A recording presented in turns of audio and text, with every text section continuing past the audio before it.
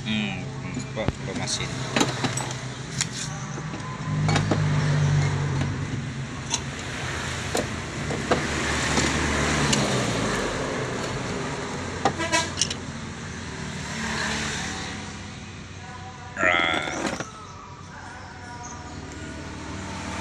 Suara sama cicit dulu. Jam banyak kan nak buka ke. Olah lubang dah bos.